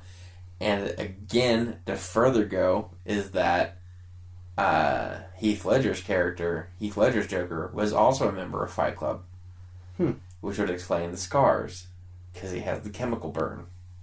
Because if you look at it without the makeup on, it looks an awful lot like the chemical burn. It's a ridiculous thing. It's not true, clearly. But it's always fun to think about. But no, Jared Leto is another... People, again, they're worried about him playing Joker. He'll be fine. He's a really good actor. It's very hard to beat him. Yeah, I'm surprised how good of an actor he is. I know. If you want to go deep cuts on this, you go back and you're like, the dude from My So-Called Life is an Oscar winner. I know. It's so like, crazy. Holy shit. And it's so crazy. What other actors on that show that have really made it? What, Claire Danes? Yeah. From, what was the show she did? Homeland? Yeah. Which I've never watched. I've seen a few episodes. I heard really good things about it. Yeah. But she did that. She did another one, biopic. Oh yeah, I forget. Or biopic, depending on who you are. But biopic. I forget the name of it, but yeah, I know what you're talking about. And she won Golden Globe for that. Yeah. She deserved it too, from what I heard. Yeah, I've always heard. I haven't seen it, but it looked really good. But yeah, I'm definitely not worried about Jared Leto. Anything he does, I'll follow. People are giving Will Smith crap about Floyd Lawton. I'm like, he'll be good. Gives a shit. He's awesome. He'll be awesome. Everything he does is his really good. His suit looks great too. It does. It looks dead on like the comic. The only one I'm worried about is Croc. Yeah, he's too small. He is. But I mean, it's a version of the story, so I'll see. We'll see what it goes. If he does the performance the makeup effects on it look okay. He looked good. It's just he looks too short. I was kind of hoping what they would go with would be like in the graphic novel Joker. Mm-hmm. They went with a version of Killer Croc. It was basically he was a thug that killed people, but he had a skin condition. Okay. That made him look scaly. Yeah. And that's what that'd be okay. I was like, they could do that. Maybe that's kind of what they're doing then. Yeah, that could be kind of what they're doing. And Harley looks so good. Margot Robbie, dude. Anyone dressed up like Harley Quinn though gets she's such a beautiful girl and such a really good actress too. Yeah, I'm excited. It looks awesome. It does look really good, and even and that's what everybody bitched about the trailer. Like, it didn't give any of the plot away. I'm like, well, yeah. Good. You know why it didn't though? Because it wasn't meant to be released. The only reason they released it is because the assholes from Comic-Con leaked it. So they're like, well, I feel like trailers give too much away now. They do. It's like I kind of want a little mystery because it's like Terminator. I feel like the new Terminator movie could have been better if it didn't get ruined. Yeah, you throw away your biggest plot twist in the series to me. Again, to me, the series. See, the way I had heard though was that that wasn't the big plot twist, but at first, whenever they came out, but then after people went to go see it, they're like, no, that's the plot twist. That's the thing. That's what I'd heard too. I was like, but you're going to give away your biggest plot twist in the series. To me, that's ridiculous. Because that's a huge. That was for the entire. For 4 movies, you've been going. Connor, we gotta get it going. He is the savior of man. He's ours. And then you find out, he's them. I don't. That's the huge plot twist you're missing. Like you can't just give that out in the trailer or pictures. Stupid. Exactly. It's dumb. I remember the first time I found out, we walked out of the theater watching a movie, and I walked out, and they had cardboard build, and it had pictures. It had Sarah, and it had pictures of the stuff, and it had him with his arm like cut open and like the metal sticking out. And I was like, "Wait, is Connor a Terminator?" And I looked at the trailer, and it showed it. And I was like, "What the fuck are they doing? Like, this is so dumb." Which you would have to believe whenever you first see that. You're like, well, that can't be the plot twist because they wouldn't give that away. Exactly, and then you watch and it. I haven't seen it yet. Either, As I say, I haven't seen it yet, but I still intend on watching it eventually. It's Terminator, so I mean, I'm not gonna. I'll red box it maybe, but it's. I'll wait till it's on Netflix or something. Yeah, probably. Honestly, I don't really red box hardly anymore, but yeah. Yeah, stuff like that, you know, and they do give way too much away, and that's why I kind of like what they're doing with Batman v Superman. Yeah. Like, they show a lot of really good imagery. I still love the scene where they show him as Bruce in the city when Superman's having this fight. Yeah, and he's like that, running and it's so like Batman of like you run towards the danger to save somebody, and it's like that's so fucking cool. It's such a tiny moment, but like it's so good. I can't wait for that movie. And the thing, and it's the geekiest thing.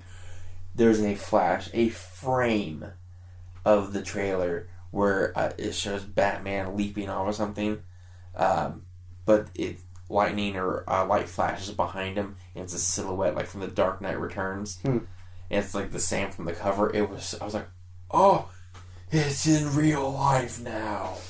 But that's another movie I'm so stoked for, you know what I mean? Like, yeah. I mean, it's Batman. Who gives a fuck? Like, it's gonna be awesome. I can't wait. But yeah, I like that they're not giving a whole lot away. There's rumors galore. But I think it's gonna be a really, really, really fucking good movie, and it's gonna be the one to beat. I think next summer it's gonna be that or Civil War. Oh yeah, Civil War would be really good. Yeah. What are we talking about? Fuck. Oh man. So until next time, I'm Jake. I'm John. Peace. Bye.